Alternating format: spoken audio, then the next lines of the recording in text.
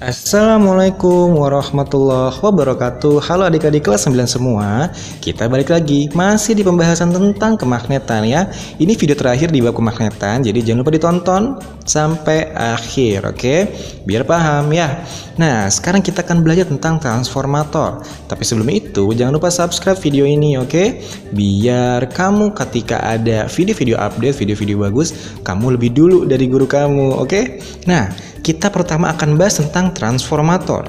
Kamu pasti masih ingat dong bahwa tegangan listrik yang dihasilkan oleh pembangkit listrik itu pasti sangat besar. Coba perhatikan gambar. Nah, tegangan PLN yang disalurkan ke rumah-rumah kita pasti diturunkan dulu. Nggak mungkin dari PLN langsung dialirkan ke rumah. Nah, pasti sebelumnya tegangannya pasti diturunin dulu. Nah, tegangan listrik ini bakal diturunkan dan dinaikkan dengan sebuah alat yang disebut dengan transformator atau trafo.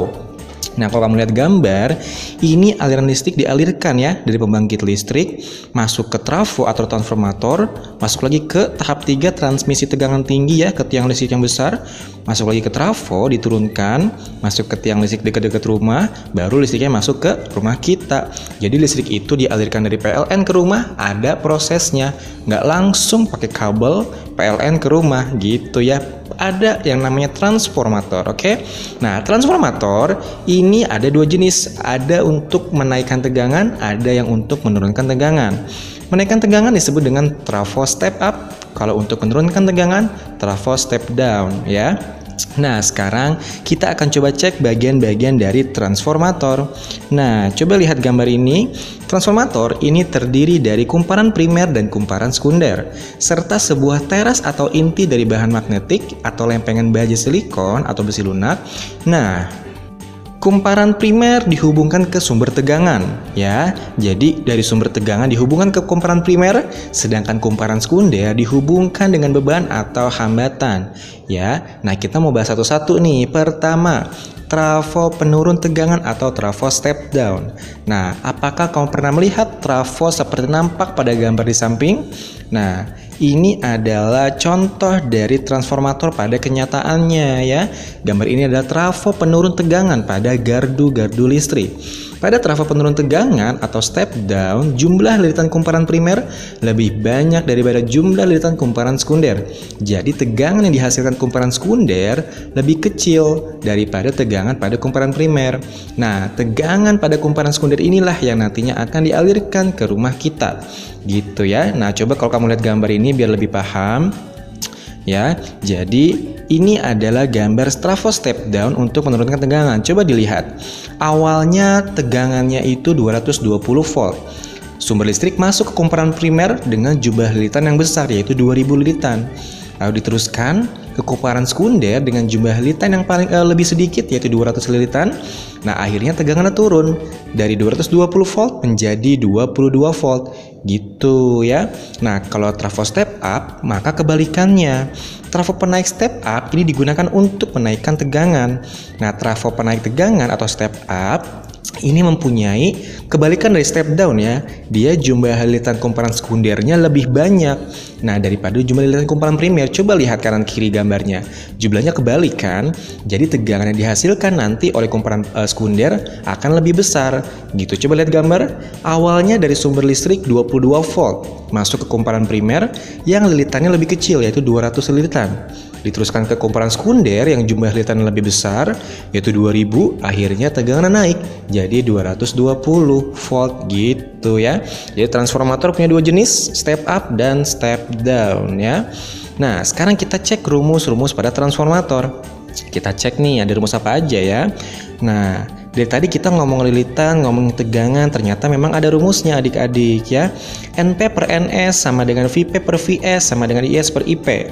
Nah, dengan N itu adalah lilitan, V adalah tegangan, I adalah arus. P sama S itu simbol. P adalah primer, S adalah sekunder gitu ya. Jadi ngafalinnya gitu. Berarti NP berarti lilitan primer, NS berarti lilitan sekunder, VP berarti tegangan primer, VS berarti tegangan sekunder, IS berarti arus sekunder, IP berarti arus primer. Nah, sebelahnya ada Nu itu ya. Itu simbolnya yang kayak huruf N itu dibacanya Nu. Nah, Nu ini adalah efisiensi. Adik-adik biasanya kalau di soal efisiensi itu bentuknya dalam persen. Nu rumusnya P out per P in. Out itu maksudnya sekunder, in itu maksudnya primer. Jadi efisiensi rumusnya P itu daya ya, berarti daya sekunder per daya primer dikali 100%. Dengan daya rumusnya adalah V dikali I. Kalau nanti di soal dayanya daya sekunder berarti V-nya VS, I-nya IS. Kalau di soal dayanya daya primer berarti V-nya V primer, I-nya I primer ya. Jadi menyesuaikan saja, oke? Mau ke contoh soal? Kita coba cek contoh soalnya ya. Nah, contoh soalnya nih. Coba perhatikan gambar di samping. Diketahui tegangan input ya. Input berarti primer ya. Tegangan inputnya 10 volt. Nah, berarti itu VP. Dan kuat arus kumparan sekundernya 6 ampere. Berarti itu IS. Kalau dari gambar ada lilitan tuh. Berarti ada NP, ada NS ya kan? Nah, yang ditanya apa nih? Tegangan output berarti VS, V sekunder. Yang B, berapa ampere arus listrik yang melalui kumparan primer? Berarti IP. Nah, sekarang kita cek. Pertama, kita mau mencari VS. Nah, ya udah. Tadi kan rumusnya ada 3 ya. NP per NS sama dengan VP per VS sama dengan IS per IP. Nah, kita nggak bisa pakai 3-3-nya adik-adik, kita bisa pakai 2 saja ya, karena persamaan hanya bisa pakai 2, nggak mungkin 3-3-nya dipakai gitu ya. Jadi tergantung yang diketahui di soal adik-adik. Nah, ini diketahui ada N, ada V, ada S. Nah, ada V, ada I. Yang ditanya adalah VS adik-adik, berarti yang bisa kita pakai rumusnya adalah NP, NS, dan VP sama VS. Ya, nah kita masukin nih kayak poin A tuh ya. Nah kita kali silang, dapatlah VP dikali NS per NP. Masukin angka-angkanya, dapatlah tegangan sekundernya yaitu 100 volt. Begitupun poin B, yang ditanya adalah arus primer. Nah, yang ditanya arus nih, berarti persamaannya pakai yang mana ya? Nah, karena jumlah lilitannya udah diketahui dua-duanya dan tegangan juga udah diketahui dua-duanya ya kan? Tegangan primer ada, tegangan sekunder ada, berarti kita bebas nih mau pakai yang mana. Boleh pakai VP per VS sama dengan IS per IP, boleh juga NP per NS sama dengan IS per IP gitu, hasilnya bakal sama aja. Nah, kamu masukin nanti dapat nilainya 60 ampere ya. Nah, pertanyaan terakhir, apa jenis trafonya? Nah, tahu dari mana jenis trafo? Nah, kita cek tegangannya adik-adik ya. Kalau tegangan primer lebih kecil dari tegangan sekunder, berarti ini step up. Tapi kalau tegangan primer lebih besar dari tegangan sekunder, berarti step down ya. Nah, coba lihat tegangan primer 10, tegangan sekunder 100. Berarti tegangan naik dong. Berarti kalau naik, maka jenis trafonya adalah step up gitu ya. Nah, contoh berikutnya. Ada data kumparan primer pada sebuah trafo yaitu 250 watt. Berarti ini kalau yang satuannya watt berarti daya ya. Nah, karena dia bilang kumparan primer berarti 250 wattnya ini adalah daya primer PP ya. Nah, jika daya pada kumparan sekundernya 200 watt berarti PS berapa efisiensinya? Wah, ini mah tinggal masukin doang. 200 per 250 dikali 100 dapat deh 80% ya. Gampang kan? Nah, lanjut ya. Pembahasan berikutnya tentang kemagnetan bumi. Waduh, agak berat nih ya, kemagnetan bumi ya. Nah, adik-adik, kenapa sih harus belajar kemagnetan bumi? Sekarang kita cek ya. Dalam sebuah magnet pasti ada kutub utara dan kutub selatan magnet, betul? Nah, ternyata posisi kutub utara dan posisi kutub selatan magnet itu berbeda loh dengan kutub utara dan kutub selatan si bumi, ya. Yang kita tahu kutub utara di bumi itu adalah di utara, kutub selatan bumi itu ada di selatan. Nah, tapi ketika magnet itu ternyata posisinya beda dengan bumi. Coba lihat gambar. Kutub selatan magnet bumi ternyata berada pada kutub utara geografis bumi, ya. Dan kutub utara magnet bumi menunjuk kutub selatan geografis bumi. Gitu ya. Jadi kutub selatan magnet itu berada di utaranya bumi, tapi kutub utara magnet itu ada di selatan bumi. Jadi kebalikannya. Kenapa sih hal ini bisa terjadi? Ini karena sebatang magnet jarum yang tergantung bebas ini menunjuk arah kutub utara dan kutub selatan geografis, adik-adik. Hal ini berarti kutub utara magnet jarum yang bebas itu ditarik ke arah kutub selatan magnet bumi. Sedangkan kutub selatan magnet jarum yang bebas itu ditarik ke arah kutub utara magnet bumi. Gitu ya. Jadi seperti yang telah kita nyatakan bahwa bumi ini berperilaku sebagai sebuah magnet. Berarti bumi tentu memiliki daerah jangkauan di mana pengaruhnya dapat dirasakan. Nah, daerah di mana pengaruh magnet bumi ini dapat dirasakan inilah yang disebut dengan medan magnet bumi, ya. Nah, biasanya medan magnet bumi yang paling kuat ini terletak di sekitar kutub utara dan kutub selatan magnet bumi, dan paling lemah ada di sekitar khatulistiwa, berarti di Indonesia. Nah, hal ini berarti medan magnet bumi sama halnya dengan medan magnet dari sebuah magnet, datang permanen, gitu ya. Nah, kemudian kita akan belajar tentang sudut deklinasi dan sudut inklinasi. Apa bedanya? Kutub utara dan kutub selatan magnet bumi ini tidak berhimpit dengan kutub utara dan kutub selatan geografis bumi, tapi agak menyimpang. Coba kamu lihat gambar. Bumi itu nggak tegak utara di utara, selatan di selatan loh. Lihat, posisi utara bumi itu miring sama selatannya yang digarisin merah.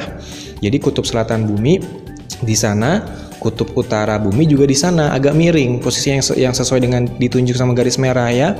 Nah, sudut penyimpangan kutub-kutub magnet bumi dari kutub utara dan kutub selatan geografis bumi ini disebut dengan sudut deklinasi ya. Besar sudut deklinasi beda-beda tergantung pada letak suatu tempat di permukaan bumi gitu ya, dan sudut deklinasi selalu berubah dari tahun ke tahun. Nah, arah garis gaya magnet bumi juga tidak sejajar dengan permukaan bumi atau garis horizontal, melainkan agak miring ya. Kemiringan ini menyebabkan jarum kompas tidak berhimpit dengan bidang datar. Nah, sudut yang dibentuk oleh kutub selatan magnet bumi dan arah horizontal bumi disebut dengan sudut inklinasi. Gitu ya. Nah, besarnya sudut inklinasi di berbagai tempat di permukaan bumi tidak sama. Sudut inklinasi terbesar di kutub utara dan kutub selatan magnet bumi itu adalah 90 derajat. Sudut inklinasi terkecil adalah 0 derajat, yaitu di daerah khatulistiwa. Nah, sudut terkecil ini disebut dengan aklin ya. Nah, coba lihat gambar, itu deklinasi, nah yang satunya inklinasi gitu ya. Nah, berikutnya terakhir pembahasan kita adalah tentang pemanfaatan medan magnet pada pergerakan atau navigasi hewan. Nah, dalam melakukan penerbangan atau pelayaran, pesawat terbang dan kapal laut membutuhkan sistem navigasi agar tidak kehilangan arah, betul? Nah, begitupun juga dengan hewan. Mereka melakukan perjalanan jauh untuk mencari penghidupan atau makan. Nah, ternyata hewan ini juga punya navigasi, adik-adik ya. Coba kita bahas satu-satu. Pertama, burung merpati. Burung merpati atau burung dara ini adalah burung peliharaan istimewa karena dilepas dimanapun dia akan dapat menemukan jalan pulang ke rumahnya. Tak heran jika burung merpati dijadikan sebagai burung pengantar surat selama berabad-abad lamanya. Nah, dulu manusia berpikir bahwa burung merpati ini mengandalkan posisi matahari untuk membimbing perjalanannya. Tapi ternyata meskipun langit berawan dan matahari tersembunyi, merpati tetap dapat terbang ke arah yang benar. Nah, ini adalah hasil percobaan dari seorang ilmuwan namanya William Keaton, ahli biologi dari Cornell. Nah, William ini menyadari jika merpati menggunakan sesuatu selain matahari untuk menuntun arahnya terbang. Saat langit mendung, merpati menentukan arah terbangnya menggunakan medan geomagnetik, yaitu gaya magnet tak terlihat yang mengelilingi bumi. Gitu ya. Jadi bidang geomagnetik ini tidak selalu sama di setiap belahan bumi. Kekuatannya berubah sesuai lintang atau jarak dari kutub bumi ya. Jadi itu bagaimana burung merpati bisa terbang dengan arah yang benar dan bisa tahu jalan pulang ya. Berikutnya adalah penyu. Nah, sistem navigasi penyu. Penyu ini adalah kura-kura laut. Penyu memiliki sepasang tungkai depan sebagai kaki pendayung sehingga pandai berenang. Tidak seperti kura-kura, penyu laut tidak dapat menarik kepala ke dalam tempurungnya jika terancam bahaya. Jadi beda ya. Walaupun seumur hidupnya berkelana dalam air, sesekali penyu harus ke permukaan untuk bernapas dengan paru-parunya. Nah, dengan kemampuan berenang dan bernavigasi pada umumnya, penyu bermigrasi dengan jarak yang cukup jauh dengan waktu yang tidak terlalu lama. Jarak 3000 km dapat ditempuh penyu dalam waktu 58 sampai 73 hari. Nah, pada masa berkembang biak, penyu betina akan naik ke darat. Penyu betina menyukai pantai berpasir yang sepi dari manusia dan sumber bising lain serta cahaya sebagai tempat bertelur. Nah, untuk mencapai tempat ini, penyu betina harus melakukan perjalanan ribuan mil dari tempatnya di laut. Setelah selesai masa bertelur, induk penyu kembali ke laut dan akan mengunjungi pantai yang sama jika akan bertelur kembali. Nah, bagaimana penyu dapat menemukan kembali pantai tempatnya bertelur? Awalnya, sejumlah jenis penyu diperkirakan hanya mampu menggunakan isyarat medan magnetik untuk menentukan lintang. Tapi kini, para peneliti dari University of North Carolina atau USA telah menemukan fakta bahwa spesies penyu laut dapat juga menentukan garis bujur dengan menggunakan isyarat medan magnet seperti kompas. Wow, luar biasa ya hewan ciptaan Allah. Nah, lanjut hewan terakhir yaitu ikan salmon. Pernah makan ikan salmon? Ikan salmon menggunakan medan magnet sebagai navigasi lautan saat kembali ke sungai untuk berkembang biak. Para ilmuwan Amerika mengatakan bahwa ingatan tentang medan magnet saat pertama kali memasuki perairan laut akan membantu ikan salmon dalam menemukan jalan kembali ke sungai.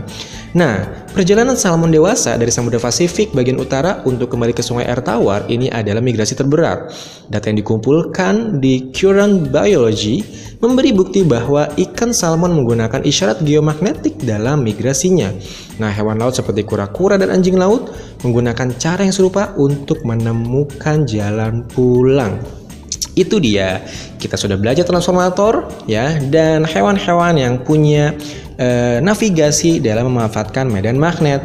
Wow, luar biasa ya materi kemagnetan ini, cukup berat tapi semoga adik-adik semua paham ya. Nah, sekian video kali ini, jangan lupa di subscribe channel kakak ini ya, biar kalau ada video-video update kamu bisa langsung tahu dan langsung dipelajari sendiri. Oke, sekian, assalamualaikum warahmatullahi wabarakatuh.